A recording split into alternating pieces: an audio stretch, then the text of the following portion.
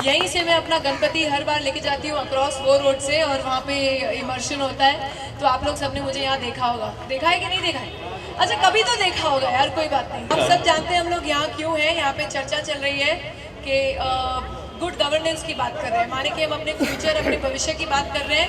तो जिस तरीके से आप लोग यहाँ मौजूद हैं, मैं भी यहाँ मौजूद हूँ सुनने के लिए और जानने के लिए कि आगे हमारा भविष्य किस तरफ मोड़ ले रहा है, हमारा देश किस तरफ मोड़ ले रहा है। और उसके लिए आई थिंक शाइना जी भी यहाँ बैठी है, उनको मैं मुबारकबाद देना चाहती हूँ, क्योंकि एक बहुत ही इंटरप्राइजिंग यंग लीडर है और आगे बीजेपी को लेके जाएंगी ज़रूर।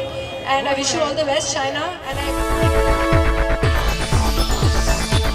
आई डेफिनेटली जिस रीज़न के लिए हम यहाँ आए हैं, सब चेतन है, रिया जी है और आप भी उपस्थित, आप सबको मेरा नमस्कार।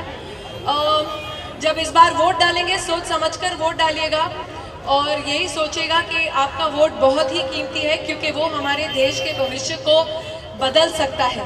और जिस तरफ हम आज यहाँ खड़े हैं, मेरे हिसाब से अच्छाई के लिए ही बदलेगा। So all the best, congratulations to all of you. मैं इजाज़त लूँगी। इसी तरह कैसे, इसी ज़ोरदार तरीके से इस देश को आप लोग आगे बढ़ के लेके जाएंगे, क्योंकि ये वोट आप लोगों के हाथ में है। God bless. को पता है आर्ट ऑफ लिविंग की अध्यक्षा रिया पिल्लै, फिटनेस के गुरु मंत्र मिकी जी, हमारे भारतीय जनता पार्टी के आयोजक अजीत मन्याल, आशीष शेलार जी, अध्यक्ष मुंबई के जो नहीं आए हैं, लेकिन सुनील करजतकर जी यहाँ के जिला अध्यक्ष, यहाँ की नगर सेविका अलका केरकर।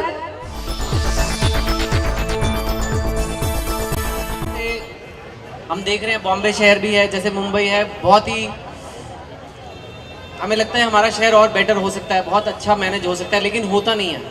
ना सड़क बनती है, ना पानी ठीक से आता है। तो पता नहीं, कहीं ना कहीं गड़बड़ हो रही है। कहने को हम लोग खुद वोट देके लोगों को भेजते हैं, लेकिन या तो वो जाके वहाँ पे काम नहीं करते, या हम ठीक लोग नहीं चुनते, या क्या हो रहा है। तो आई थिंक आप लोग यहाँ आए हो, हम लोग बकवास करें, वो उससे बेटर होगा कि हम समझें आप लोगों से आपको क्या लग रहा है, क्या गड़बड़ हो रही है। मैं सिर्फ ये बोलूँगा, बहुत सारे यंग लोग, बहुत सारे जवान लोग मेरी बुक्स पढ़ते हैं और उनको सबसे ज़्यादा फिक्र नौकरी की होती है। उनको सबसे ज़्यादा है कि आगे चल के हमारे लिए, हम इतनी मुश्किल से पढ़ाई करते हैं, नौकरी मिलेगी या नहीं मिलेगी। तो प्लीज़ ऐसा लीडर चुनिएगा।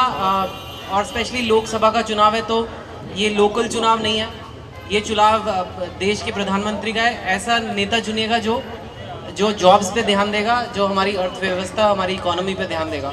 अगर नौकरियां नहीं होंगी तो फिर अपने आप फ्रस्ट्रेशन आती है, अपने आप गड़बड़ चालू होती है।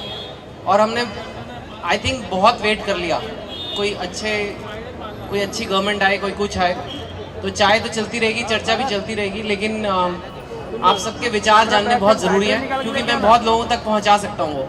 तो अगर आप में से कोई कहना चाहे, लेकिन अपने आप जो भी बोल रहे हो ना, 1-2 लाइन तक ही रखना, ताकि ज़्यादा से ज़्यादा लोगों को बोलने का मौका मिले। अगर आपको लगता है कि अब तक सबसे ज़्यादा कमी क्या हुई है, क्यों इंडिया का ये हाल है, क्यों ऐसे लीडर आते हैं, क्यों, क्या गड़बड़ हो रही है, अगर आप अपने कोई थॉट्स देना चाहें, अपना नाम और 1-2 लाइनों में बताएं तो हमें बहुत अच्छा लगेगा। तो एनीबडी हु वांट्स। एक बहुत अच्छी सोच दी, बहुत अच्छे विचार रखे कि हम भ्रष्टाचार हटाएंगे, लेकिन जैसे ही उन्हें पावर मिली, मेरे को लगा कि कहीं ना कहीं उनमें ये जल्दबाजी आ गई कि हमें जल्दी से जल्दी आगे बढ़ना है, अपनी पार्टी को आगे बढ़ाना है। और पार्टी को आगे बढ़ाने के चक्कर में, पार्टी को नोटिस कराने के चक्कर में उन्होंने देश में इंस्टेबिलिटी को मायने में नहीं रखा। उन्होंने ये नहीं देखा कि जो हम कर रहे हैं, जो हमारे बड़े बड़े नेता अगर सड़कों पे आ जाएंगे, लोगों को उकसाएंगे, तो वो पूरी दुनिया भर में टेलीकास्ट होता है। यूएसए में भी टेलीकास्ट होता है, यूरोप में भी टेलीकास्ट होता है। वहाँ पे बहुत सारी कंपनियां सोच रही होती हैं, चलो यार इंडिया जाके हम अपने पैसे लगाते हैं, इंडिया जाके नौकरियां लगाते हैं। अब वो 10 बार सोचेंगे, यार यहाँ पे तो नेता ही ऐसे हैं, नेता ही कहीं पत्थर मार, तो उनमें डर बैठ जाता है। और उनके पास 100 कंट्रीज और है जाने के लिए, वो चाइना चले जाएंगे, बांग्लादेश चले जाएंगे, कहीं भी। वहाँ से लेके डोमेस्टिक लोगों को भी डर लगता है। तो मुझे लगा कि उनको इस चीज़ का ख्याल नहीं आ रहा है। और कई बार मुझे जो लगा, ऐसे उनकी मेन एम अटेंशन ग्रैब करने का था। पहले मैंने उनकी बहुत तारीफ भी करी, लेकिन जब उन्होंने गलत किया तो गलत भी किया। ये सत्ता ऐसी चीज़ है जिसे अच्छे नहीं संभाल पाते। तो और मेरे को पता नहीं लोग कैसे करते हैं ये पॉलिटिक्स का काम, क्योंकि मुझे तो इससे मुश्किल काम सबसे ज़्यादा गालियाँ खाओ और कोई फ़ायदा भी नहीं है। अब तो करप्शन भी ख़त्म होते जा रही है, तो अब आगे पता नहीं क्यों बनेगा कोई नेता, ही वैसे देखने वाली बात है। पर अगर फिर भी कोई बनते हैं, दैट मीन्स वो सच्चे दिल से बन रहे हैं। कोई अच्छे, कई लोगों को सच्ची में मन होता है अच्छा काम करने का, तो उन्हें हमें सपोर्ट करना चाहिए। लेकिन ऐसा मत सोचो कि कोई भी पार्टी मेरे को इन्हीं का ही एक काम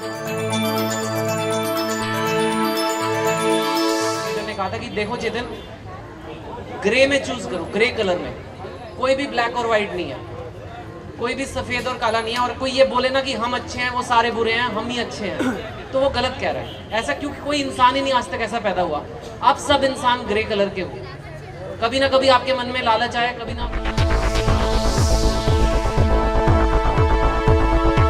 आपके मन में बहुत कंपैशन, बहुत अच्छी भावना आई है। तो इसी तरीके से सोसाइटी भी ऐसी होती है, पार्टीज भी ऐसी होती है। लेकिन जिसमें अच्छाई ज़्यादा है, जिसमें ग्रे, जो लाइटर ग्रे है, उसकी तरफ जाओ, क्योंकि हमारे पास और कोई चॉइस नहीं है।